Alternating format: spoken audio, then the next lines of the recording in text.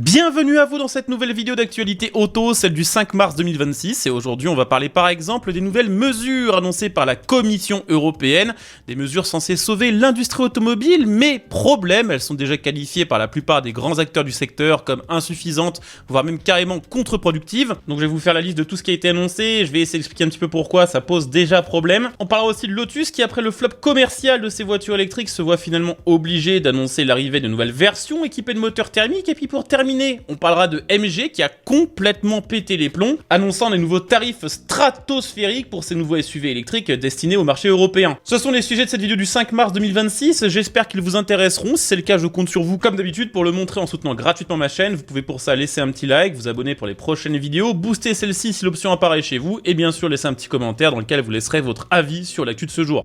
On va commencer cette vidéo en parlant des nouvelles mesures annoncées par la Commission européenne, des mesures censées protéger notre industrie automobile de la menace chinoise, des mesures qui, vous allez le voir, ne font absolument pas l'unanimité, déjà parce qu'elles arrivent beaucoup trop tard, mais aussi parce que ces mesures, au final, c'est une espèce de compromis un petit peu bâtard entre les demandes des 27 pays de l'Union européenne, qui sont absolument pas les mêmes du côté de l'Allemagne par exemple que du côté de l'Espagne, mais aussi parce qu'il a fallu composer avec les différentes demandes des équipementiers et des constructeurs européens. Résultat, en voulant satisfaire tout le monde, la Commission ne satisfait personne et on a des mesures qui vont finalement presque rien changer. Ces mesures, c'est un ensemble de critères qui va permettre de définir quand un véhicule peut profiter de l'appellation Made in Europe ou pas, une appellation qui sera nécessaire dans les prochaines années pour pouvoir profiter des subventions, des bonus à l'achat de voitures électriques. Première aberration de ce programme Made in Europe, il ne se limitera pas du tout aux pays de l'Union européenne. Il y a 13 pays en dehors de la zone euro, comme par exemple le Maroc, la Turquie, le Japon ou le Canada, qui pourront faire profiter les constructeurs du label Made in Europe, à condition qu'il y ait une réciprocité. C'est-à-dire, je vous donne un exemple, qu'il sera possible pour un constructeur de faire fabriquer ses voitures au Maroc, de les vendre en Europe avec le label Made in Europe, à condition que le Maroc mette en place des règles facilitant l'importation au Maroc de produits fabriqués en Europe. Donc en définitive, un véhicule n'aura pas besoin d'être fabriqué dans une usine européenne pour avoir le label Made in Europe. Deuxième condition, il faudra que 70% de la valeur des composants des véhicules électriques et hybrides rechargeables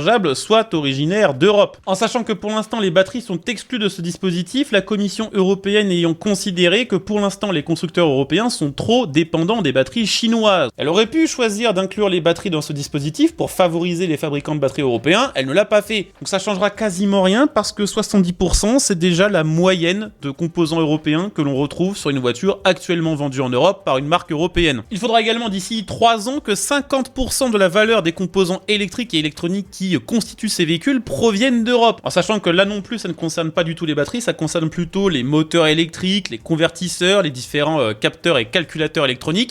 En ce qui concerne les futures petites voitures électriques de moins de 4,20 m de long, le choix sera laissé aux constructeurs entre 70% de la valeur de leurs composants d'origine européenne ou intégrer 3 composants clés de la batterie produits en Europe. En sachant que la Commission européenne, pour le moment, n'a toujours pas fourni de liste claire et précise de ces fameux composants clés. Petit détail au passage, on apprenait il y a quelques mois que la Commission européenne avait revu ses objectifs en ce qui concerne la fin du thermique. On passait de 100% électrique en 2035 à 90%, ça laissait 10% de part de marché aux véhicules à moteur thermique, des ventes de thermique en 2035 qui devaient être compensées par les constructeurs par l'utilisation sur ceux-ci d'acier bas carbone. A finalement été décidé de ne pas prendre en compte la provenance de cet acier bas carbone, c'est-à-dire que si un constructeur veut utiliser de l'acier bas carbone de Chine, il pourra techniquement le faire. Donc c'est un petit peu comme d'habitude avec la Commission européenne, c'est beaucoup d'attentes, beaucoup de bruit pour au final pas grand-chose puisque ces mesures ne vont presque rien changer. Comme l'a rappelé la PFA, la plateforme automobile française, ces règles ne concernent finalement que les véhicules électriques et les véhicules hybrides rechargeables, deux types de véhicules qui cumulés représentent moins d'un tiers du marché automobile, puisqu'en fait le Made in Europe ne définit que quand un véhicule pourra profiter ou pas d'un bonus.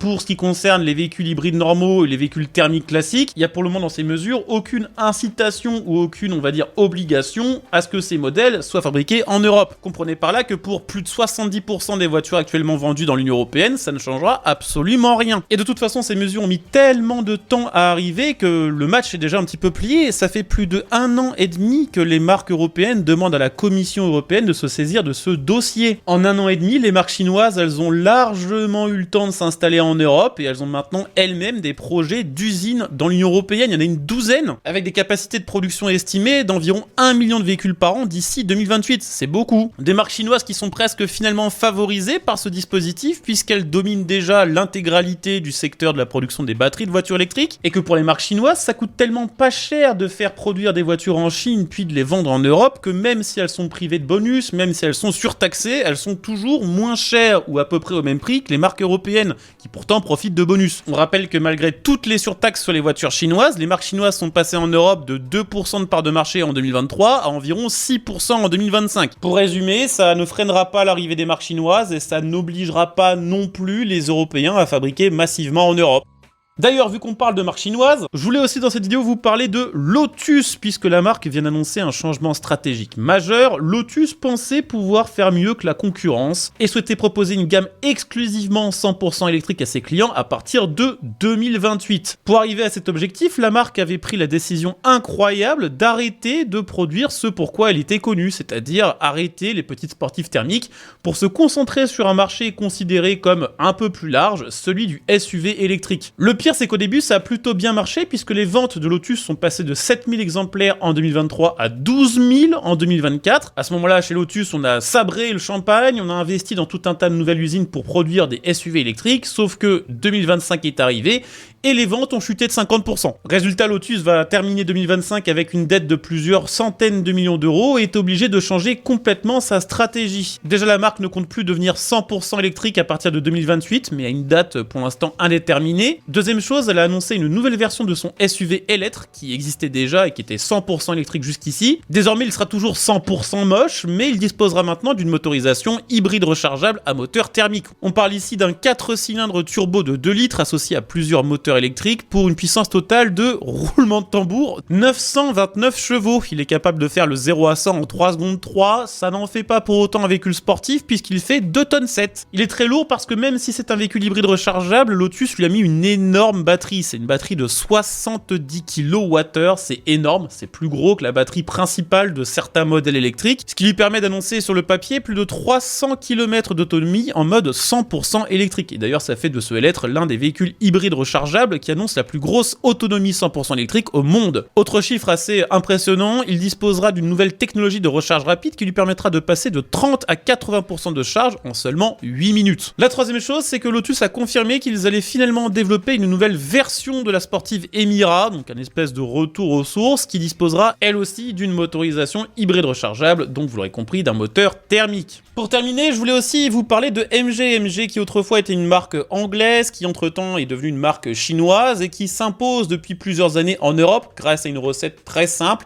proposer des voitures moins chères que la concurrence. Voilà, c'était pas plus compliqué que ça. Une stratégie qui jusqu'ici a plutôt bien marché puisque ses ventes européennes ont augmenté de 30% en 2025 comparé à 2024. Or, comme l'a annoncé le directeur européen de la marque, la stratégie va changer. MG ne veut plus miser que sur une stratégie de prix agressive, mais aussi sur son image et opérer à ce qu'on appelle une montée en gamme. En général, on l'a vu ces dernières années, c'est là que ça commence à foirer et que les ventes commencent à redescendre. Et c'est dans ce contexte que MG a donné de nouvelles informations sur son SUV électrique, le nouveau MG S6 EV. On est sur un grand SUV, il fait quand même 4,70 m de long, c'est 5 cm de plus qu'un Peugeot 5008 par exemple, et on est sur un véhicule qui a choisi, pour son esthétique extérieure en tout cas, de ne pas choquer. C'est du bien classique, du bien passe-partout. Son entrée de gamme sera proposée à partir de 44 990 €. Alors oui, c'est compétitif par rapport à la plupart des modèles de marque européenne. Pas vraiment quand on regarde ce que propose Tesla pour le même prix, voire pour moins cher. On peut trouver un modèle Y vendu 40 000 €, c'est 5 000 de moins que ce MG 6 EV avec des puissances supérieures et des autonomies supérieures. Donc c'est plus cher que Tesla et comparé aux marques européennes, MG ne semble plus proposer l'écart tarifaire auquel la marque nous avait habitués jusqu'ici. La version d'entrée de gamme à 44 000 € proposera une motorisation 100% électrique de 244 chevaux avec une batterie 77 kWh et annonce 530 km d'autonomie. Et la grosse version Dual Motor qui commencera à partir de 47 900 € propose 361 chevaux et 485 km d'autonomie. Et là, clairement, on est loin derrière un modèle Y qui fait 600. Donc c'est pas incroyable côté autonomie, c'est pas incroyable non plus côté recharge puisque sa puissance maximale en courant continu atteint 144 kW, ce qui lui permet de faire 10 à 80% de recharge de la batterie en 38 minutes. Voilà, c'est dans les standards maintenant. MG expliquant cette différence d'écart de prix plus faible que d'habitude par les équipements à bord. Et c'est vrai qu'il y en a beaucoup. Compteur numérique de 10,2 pouces, écran tactile central de 12,8 pouces, affichage tête haute, système audio à 11 haut-parleurs, siège avant électrique, siège arrière chauffant, jante 20 pouces, projecteur LED, sellerie simili-cuir et tout ça sur les versions entrée de gamme. Donc à vous de me dire en commentaire ce que vous en pensez. Est-ce que vous pensez qu'MG est en train de prendre la bonne direction? Est-ce qu'elle ferait pas mieux de rester à ce qu'elle sait faire, c'est-à-dire des petites voitures pas chères, plutôt que de s'attaquer au secteur ultra concurrentiel du SUV premium? Ce qui est sûr, c'est qu'on a fait le tour pour les news du jour. J'espère que la vidéo vous aura intéressé. C'est le cas, je compte comme d'habitude sur vous pour le montrer en laissant un like, en vous abonnant et bien sûr en devenant un soutien via le bouton rejoindre sur cette vidéo. On se retrouve dès demain pour la prochaine. Ciao.